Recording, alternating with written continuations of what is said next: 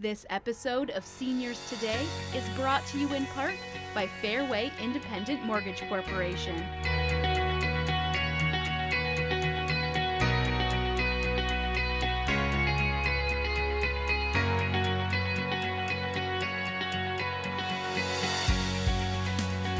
Welcome to Seniors Today, a talk show focused on what seniors and their families need to know to live their very best lives. I'm Denise Vaughn, the administrator at HomeWatch Caregivers Home Care, and with me is my co-host Lisa Stover, the founder of Presto Real Estate Services. During this time, many people are reassessing their life plan, including deciding where they may want to live when they retire and how their finances are going to help them achieve their goals. As older adults look at what is best for them and how they can afford to live the way they want to live, there's been an increased interest in reverse mortgages as a finance strategy. Joining us today are Harlan Akala and Sal Bastaway from Fairway Independent Mortgage Corporation. Welcome, Harlan and Sal. Thanks, glad to be here. Thank you, glad to be here. Glad you could join us. Well, Harlan, the first thing I wanted to ask is, can you explain to us what is a reverse mortgage? Well, that's weird. It'd be nice to be able to just kind of, in Webster's definition, have a very short one-liner. But a reverse mortgage, it can be used for many different things. But in simplicity, the bottom line is that a regular mortgage, you take cash every single month and you turn it into equity, and you have to pay that in every month. It's a deposit into a special account called your house account, and you must make a mortgage payment every month. A reverse mortgage is a privilege that you get when you get old enough at 62 years old, where you can simply turn that equity that you've created over the last 10, 20, 30, 40 years and turn it back into cash. And there's a lot of different uses, a lot of different things. We got to be careful not to pigeonhole it, because a reverse mortgage can pay off a regular mortgage and eliminate a payment. It can help you buy a new house and as a retirement home, or it can simply give you some money and some income that you didn't have before. But one of the biggest uses is simply to be able to eliminate making mortgage payments once you hit the magic age of 62, and we can wave the magic wand and say you don't have to put any more money into your house. You've already put enough in. I like that, magic age. It's kind of like waving a magic wand also, because when you think about it, everybody's made mortgage payments for 10, 20, 30, 40 years, and all of a sudden you don't have to make it anymore. And that's a very interesting thing to think about it, because most people think that you just got to pay it until it's done. And that's the case with a regular mortgage, but not with a reverse. So then why is it that they have such a bad rap? I mean, why do people not like reverse mortgages? And Lisa, it's frustrating because I've been doing this for 18 years, and every single day somebody says, why would I ever want one of those? I heard they were bad. And so the reputation really came from two things. And the first one is that people can lose their home with a reverse mortgage if they don't pay their real estate taxes. And so we used to allow anybody to get a reverse mortgage as long as they were over 62. And so when you don't make your payments on your taxes, that requires a foreclosure. And so it doesn't get blamed on them not paying the taxes. It gets blamed on us, because we went and foreclosed on the house. Well, that's because they didn't pay their taxes. If they went to pay their real estate taxes, the county would have taken their house. So but we end up getting blamed for it. And everybody talks about that, oh yes, that's a reverse mortgage. Somebody lost their house. And also there was a big mistake made, and it's so important to understand this, is that there's a bunch of people that went into a reverse mortgage with a younger spouse, usually an older man with a younger wife, and did not put her on title. And after he died, she got kicked out of the house. So everybody thinks that that's the loan where you kick widows out of the house. And oh my goodness, that's the last thing we want to do. But if they're not an owner of the house and they're not part of the equation, they can't stay in the house because we made the deal with the older homeowner. The rules changed on that, and we no longer allow older husbands to take their wives off from title. So we kind of protect them from themselves, so to speak. Harlan, that was a great explanation on some of the concerns that I think we've heard from seniors. I think I wanted to ask Sal, a lot of times it's the adult children right? So they're the ones that are sometimes helping their parents make some of these decisions. And even though it's in the back of their minds, well, what does this mean to my parents' estate? They're concerned, what does it mean if their parents were to pass away and the house has a reverse mortgage? How does it affect the heirs of the estate? Well, the good news for the heirs is that reverse mortgage are non-recourse loans. That means if the loan amount ever exceed the amount, the home value, the lender cannot go after the rest of the estate of the heirs or any uh, assets in that matter. And the heirs can also get an initial 6 months to deal with the loan payoff. So after it happens, the heirs have to pay off the loan. They always have 6 months, and they can also get 2 additional 90 days. So it's a complete 1 year to settle the loan amount. That sounds like it's a good safeguard to have in place. Are there other safeguards? There is on the federal level, the Department of HUD, the Department of Housing and Urban Development, Consumer Financial Protection Bureau, and the FTC, the Federal Trade Commission, regulate reverse mortgage. And like you said earlier, when you directed the question to Harlan, people don't like it. Even with all this regulation, people still call it a scam. Imagine how a scam like this being regulated by the federal government. That would be the best regulated scam in the world. One of the things we're finding as people are living longer, some folks have had in the past had retirement plans, they had pensions, they had Social Security, they had multiple ways of income coming in. And as we get to this next generation of seniors, there aren't really as many pensions as there were. There were people that were putting money into 401ks, but those hadn't quite caught on. So what we're finding is that seniors that are looking to either stay at home and pay for the care they need, or they're looking to move into a community, they're looking for ways to be able to afford it. And I know you talked a little bit about one of the bonuses of a reverse mortgage is you don't have to write that check every month, but can you guys talk a little bit more about how it's an income stream for seniors? Well, I think the biggest thing that you already mentioned, Denise, is there's simply not very many pensions left. And the baby boomers are going through this with much fewer pensions, lowest interest rates in history. And so we've got the largest number of people going in with the least amount of assets. But the one asset that's bigger than anything else is real estate. Fortunately, a majority of baby boomers have invested in their home. And there's $7.1 trillion sitting in seniors' homes, just the people over age 62. It's a major solution to the COVID-19 problem, to the retirement problem, because you can receive income from your house just like you'd receive income from a pension. You can eliminate the payment that's going in there. You can have a line of credit so you can fix the roof. Sal told me that he just helped somebody this week that has a $1,800 house payment that has a pension, but a majority of her pension was going to be going to the house when she doesn't have to do it. So that is a stream of income in itself. We're not going to be sending her a check, but she doesn't have to send us a check for $1,800. Completely changes her life and the lives of her children and the entire family. I see such a benefit in it. So many people just wanting to get away from stairs and yard work, and there's so many great communities out there for single level living. They're not ready to maybe move into a senior community. They still want to remain independent, but they just want something smaller, more manageable. I mean, to me, it makes perfect sense. Just can't wait till I'm 62. Well, yeah, you're going to have to wait a long time, Lisa. But the bottom line is that if you take a look at the fourth quarter of your life, the biggest single expense for the vast majority of people is housing. If you can control that housing cost, you can control retirement. And the unfortunate thing is people try to put that aside and not use it. And then they live in a house that's not as nice as they could have otherwise. They don't repair some things.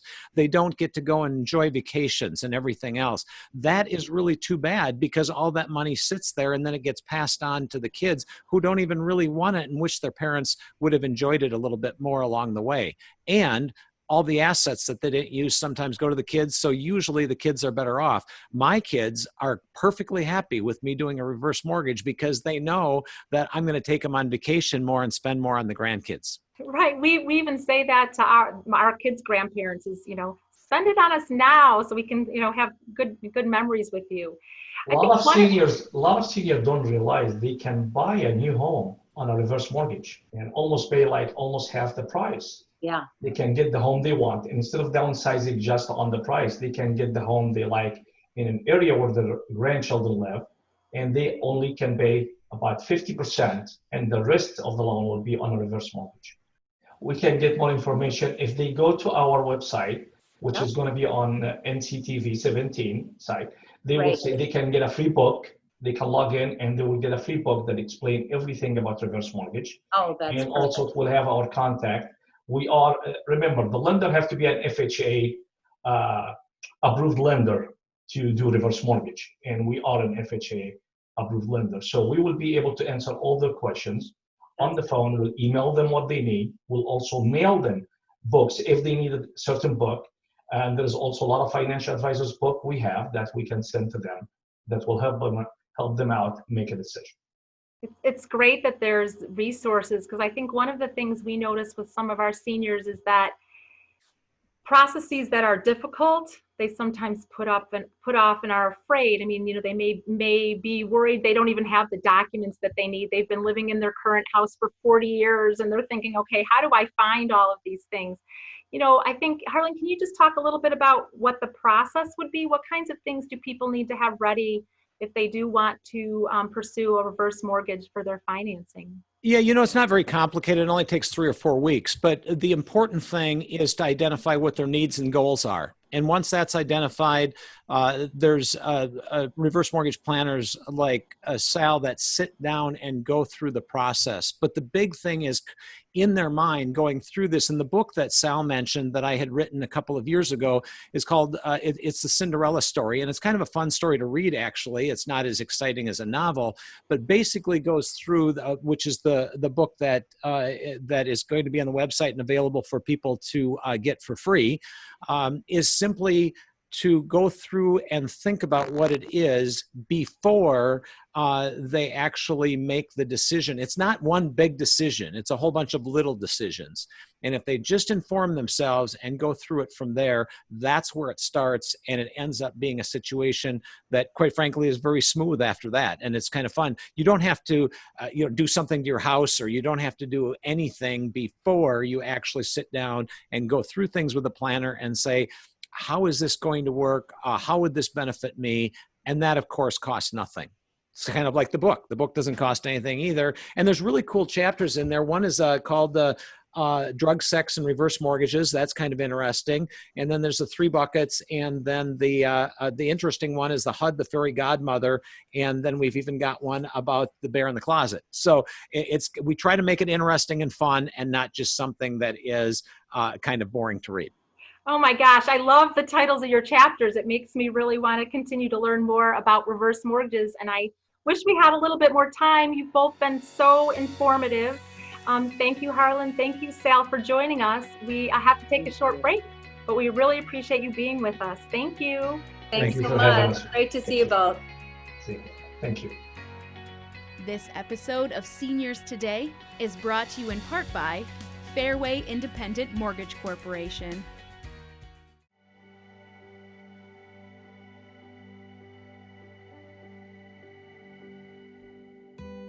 Welcome to Cedarhurst, Naperville's senior living community.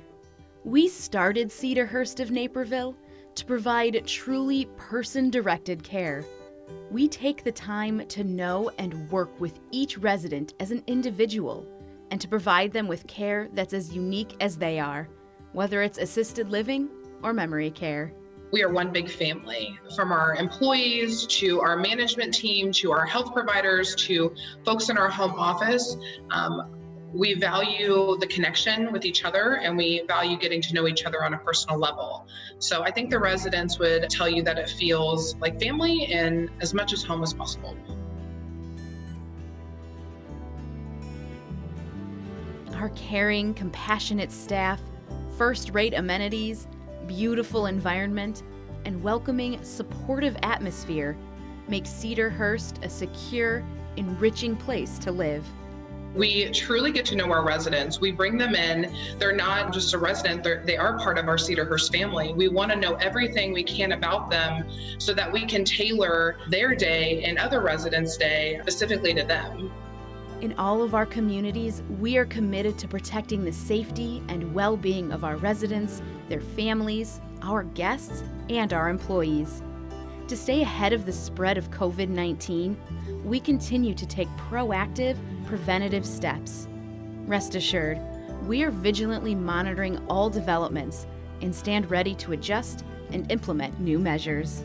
We use person-directed approach to care, using individualized care plans and sitting down with the families, talking to them about their loved ones so that we can come up with the best possible plan so that they thrive in our communities.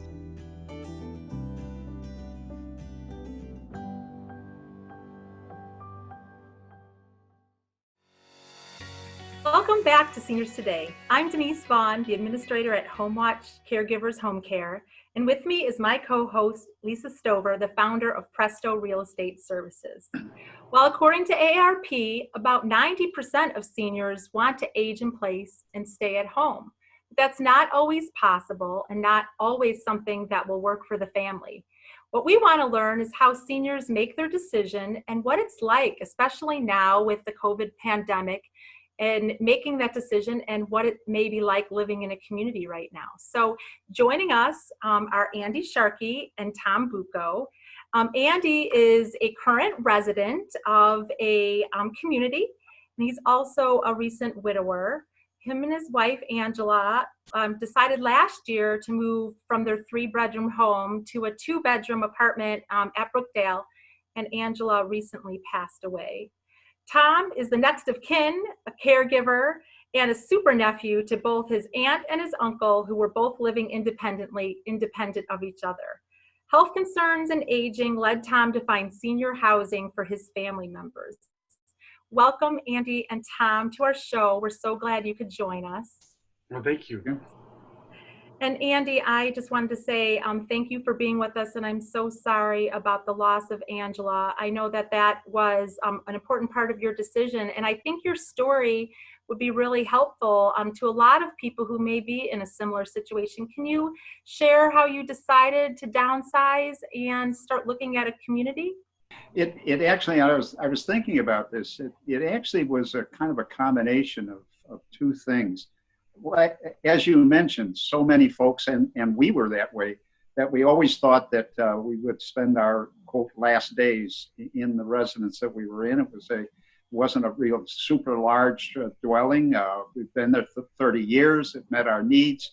But as we retired, and the further we got into retirement, we started thinking about, maybe we should go somewhere smaller or somewhere, that would be less maintenance and that kind of stuff.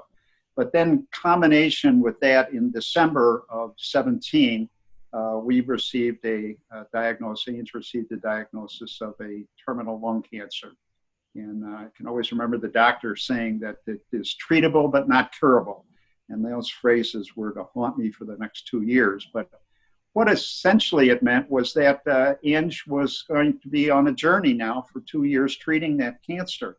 And so it kind of brought to the forefront that maybe we'd be better off somewhere where if Ange needed some assistance that I, as her caregiver, couldn't quite give, we'd be in the facility already. We wouldn't have to make that decision because the doctors just said, well, she needs to have this or this or that. But it was with that we kind of looked around at the various senior settings, but that whole idea of leaving a residence, I remember thinking to myself, it was smothering. It was worrisome. I couldn't take it on. You think about it for a couple minutes and then you say, oh, forget it. We'll worry about this later.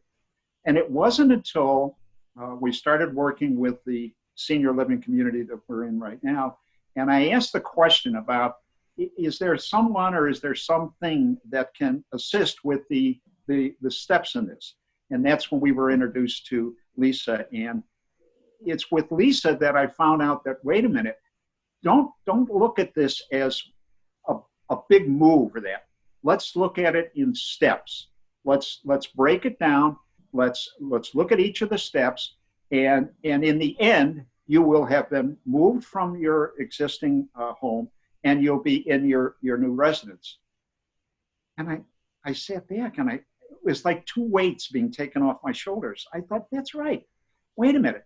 Get somebody else involved if necessary, and you can work this thing through. And that's really where we You do bring up such good points, which is that you were already dealing with a major, life situation with Angela being sick. So you had all of that burden. And then, the thought of making a decision can be overwhelming. And then the decision of how to make the move can be overwhelming. So it's really great that you were able to make that transition. Lisa, kudos to you for all the support. Yeah, you know what? It was such a pleasure. What an honor. And Tom, your situation was very different because it wasn't your home, right? It was your uncle first, and then your aunt. And tell us what led up to those moves. Well, initially it was health concerns for both of them. And the other part was the overwhelming feeling that my uncle had. He had so much stuff. He, was in his residence for over 30 years, over 40 years for my aunt. And that's what the biggest dilemma for them is, wow, what do we do with this stuff? Or I don't even know if I can do it. Well, we had toured a bunch of independent residents until we came to Brookdale. And then, of course, Brookdale mentioned Presto, and then all the magic began from there. It was an amazing transition. My aunt had attempted 2 or 3 times before to try to get into a different retirement residence, but got chicken. Her feet got cold and said, oh, this isn't going to happen. It's just, again, too overwhelming. Well, when she saw her brother's transition, it then became apparent that it's just so easy to do. And they both adapted really well. The community just embraced them, and they've known them for years, and they have nothing but fun. I call it Shangri-La for both of them. Awesome. Well, Tom, that's something I really wanted to find out from you because, I do know you're the nephew and you've got your aunt and your uncle, like you said, their brother and sister, and you've got that amazing job of you were helping take care of them and getting them situated. And now they're in a community where really you're not able to visit the way you did. Can you talk a little bit about how you're managing? It was quite a shock to all of us in the beginning because we did see each other a lot. I would probably at least 2 or 3 nights had dinner with them, the 3 of us, and sometimes my wife would join. But we made fun of it. There's a vestibule entrance that we can see each other through the glass, which is probably about 15 feet away from each other. And I go grocery shopping every week for them. I've become a pro shopper. I know every aisle, every food item. I know exactly what I'm doing in the grocery store. And I hadn't for years shopped. Well, since this pandemic, I've shopped every week for them. So we have fun with it. I drop the groceries off. We wave each other through the vestibule and move on. We have a few conversations by phone. They're not technically advanced to do Zooms or FaceTime or anything like that. So we get FaceTime during the delivery of the groceries every week. And Andy, you're on the inside now. So unlike Tom, you're living on the inside with everybody. And tell us a little bit about that and how your community has responded. And, do you feel claustrophobic or how's it going? That you hit a couple very, very salient points there. I'm kind of on the receiving end of the shopping tours and that. Got onto that very shortly after we went through our no visitor policy, which really went into effect just before Ange went on to hospice. And in fact, visitors were not permitted, they still are not permitted into the facility, except if you are on hospice or onto a near-death kind of thing. So my son, our grandkids, those folks could come by and were able to be near her at the time that she passed away. So, if somebody says, well, I don't know about being there when the time comes, you're going to be as close as you would be in somebody's house or in a hospital or that. Now, as far as the day-to-day living in there, Brookdale has done an exceptional job with keeping us really, I like to say locked down, but it's not. We have access to the building itself. I go out for walks anywhere around the property or that. Our meals are delivered 3 times a day if you want 3 meals a day. Any of those laundry facilities, we still can go to the laundry facilities. So day-to-day living is pretty much just the way it was, except you're not going out to the store, you're not going out to the whoever. I'm pretty much thinking it's very similar to what my son and daughter-in-law and grandkids are going through. They're confined to their residence. The kids can go maybe out into the backyard, but that's about it up until just recently. And that's about what we are here. And we really look forward to Tom coming with his groceries in there. Andy, I did want to ask you, how are the changes being communicated to you as a resident? Like you said, it was kind of a shock for everybody. You go from all this freedom and this community feeling, and you're having meals together, and you're doing whatever you want with the fellow residents. How was it communicated? And then I guess as you talk to us about it, maybe what are some of the changes that may come up in your community as things start opening up a little bit?